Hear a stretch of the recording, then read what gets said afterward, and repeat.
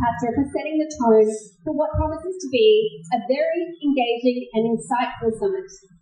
We now move to the keynote address, a session that brings the perspective of the Indian Armed Forces to the evolving landscapes of aerospace maintenance, sustainment, and operational readiness.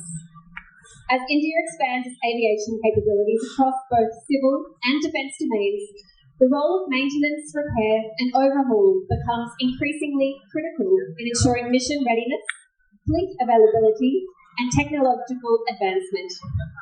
It is now a privilege to invite for the keynote Air Marshal Sanjiv Ghuratia, AVSM, VSM, PhD, Air Officer in Command Maintenance AOM of the Indian Air Force, to deliver the keynote.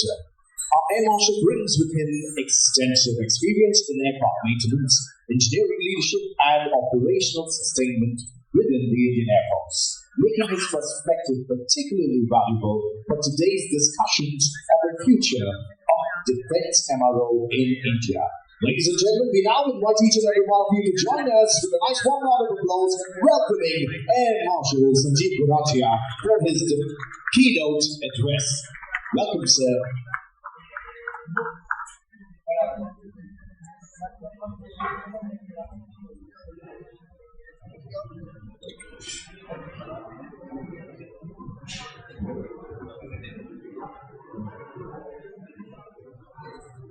Honorable Governor of Goa, Sri Pusapati Ashok Gajapati Raju, sir, Sri R.K. Patra and team of the Aerospace Media Group, distinguished aerospace and defense leaders, some of whom are my mentors sitting here in front of me, policymakers, members of academia, representatives of global OEMs and Indian industry, DRDO, startups, MSME, some of the wonderful students which I can spot in the film, and all esteemed guests. I extend my warm greetings to all of you at this the 7th Aerospace Defense MRO South Asia Summit 2026. I'll not only cover the aspects of military, but I'll touch upon part of civil aviation as well. Over the past decade, this summit has deepened national discourse on aerospace power, Atmanirbharta, and joint capability development. It's indeed an honor to be invited to the august gathering of the best minds of aerospace and defense industry of South Asia today. This is a vital forum that has resolutely advanced discourse on aerospace supremacy, Atmanirbharta, and collaborative capability enhancement over the past decade. I am humbled by the hundreds of collective years of aerospace maintenance experience gathered in this summit today in front of me. I am extremely proud to deliver my keynote and would like to remind all of us to seize India's destined eminence in global aerospace engineering.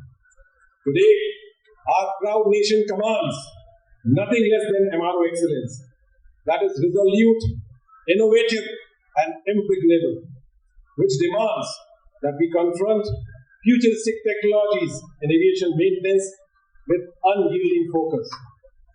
Let me introduce you to the MRO capability and requirements of the IAF, the Indian Air Force today. We operate more than 40 types of aircraft in the IAF, numbering nearly 2,000. Our organic capability in MRO lies with my 13 base repair depots of Indian Air Force, where I undertake MRO of 8 types of aircraft and 8 types of aero engines. In addition, the AOM powerhouse HAL supports Indian Air Force by undertaking MRO of 11 types of aircraft and 10 types of aero engine. And for the rest, we depend upon OEMs' capability and facilities available abroad. There are many areas, I think, wherein the Indian industry can support Indian Air Force in finding indigenous solutions by setting up necessary MRO facilities for rotables and major components, and also establishing supply chain for spares that are needed for running an MRO. Coming to the civil aviation, Our aircraft fleet is expanding at a very wonderful rate and is likely to reach nearly 3,000 plus by 2040. If we add another 3,000 plus aircraft of the services and paramilitary, this number would generate huge requirement of MRO in the country. It is expected that MRO industry will grow to nearly $10 million by 2040. Although there are few facilities already existing in India to undertake MRO, but still more than 80% of my aircraft and engines of Indian aviation are being sent overseas for MRO, which is a cause of concern. The progressive policy reform has also covered in the video by Government of India on exemption of custom duties on components and parts needed for manufacturing of aircraft, reduced GST and MRO services, and allowing 100% FDI are generating a lot of interest by the industry, and the results are visible. A few examples I would like to quote are the Dassault's C295 manufacturing facility at Vadodara and coming of Safran's $150 million engine MRO at Hyderabad. The list is long. While I talk about the opportunities, the challenges of setting up domestic MRO ecosystem are well known to all of us. And it's our choice today to either be a leader or follower. Hence, there's a need to rediscover and recalibrate MRO's purpose, values, and agenda. The key imperatives of a modern MRO would naturally be technology, digital innovations, creativity, agility, speed, and accountability. Faster decision-making cycle by empowering and building talent in a collaborative ecosystem with data-rich platforms would ensure sustainable MRO. MRO industry of the world is undergoing a significant transformation today, which is driven by several major new technology developments. These advancements are aimed at improving efficiency, reducing costs, enhancing safety, and ensuring sustainability.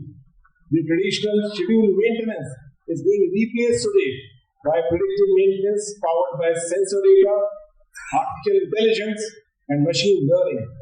This allows for targeted interventions, minimizing downtime of aircraft and optimizing maintenance costs. Robots are increasingly being used today for tasks such as inspections, painting, and assembly. This can improve accuracy, quality, and safety while reducing labor costs. The reconfigurable 3D printing is being used today to create customized or obsolete spare parts on demand, which can significantly reduce lead times. AR, VR, and XR are being used for training, remote inspections, and troubleshooting, and has potential to complement the skilled efficiency, which is found wanted in the aerospace sector today. Digital twins of aircraft and systems can be used to simulate maintenance procedures, optimize spare parts inventory, and predict future performance. Today, blockchain is being explored for secure and transparent tracking of maintenance record to improve efficiency and reduce fraud. In aviation industry today, we are increasingly focused on sustainability, and MRO is no exception to that.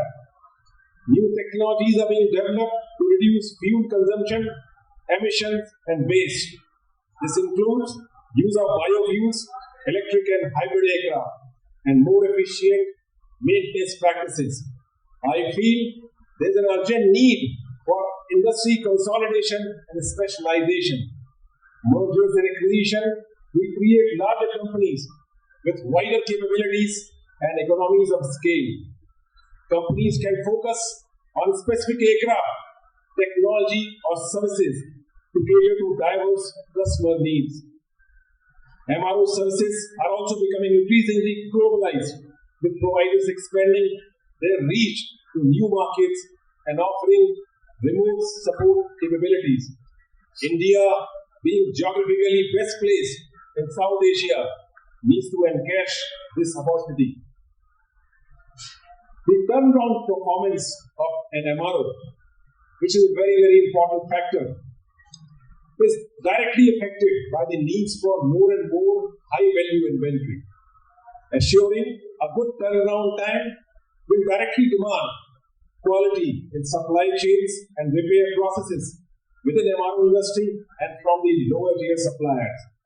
It would mean that the lower tier suppliers will need to provide assurance of lead times and assured performance.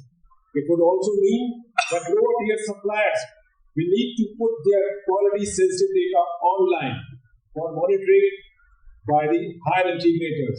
Yes, I am talking about here upgrading to Industry 4.0 standards. I think these measures can dramatically transform the image of our aviation MRO industry and make it grow in leaps and bounds. Today, foreign OEMs dominate the aerospace business because they are decades ahead of us in aerospace rigor and know-why. Hence, they are indispensable to our journey towards self-reliance.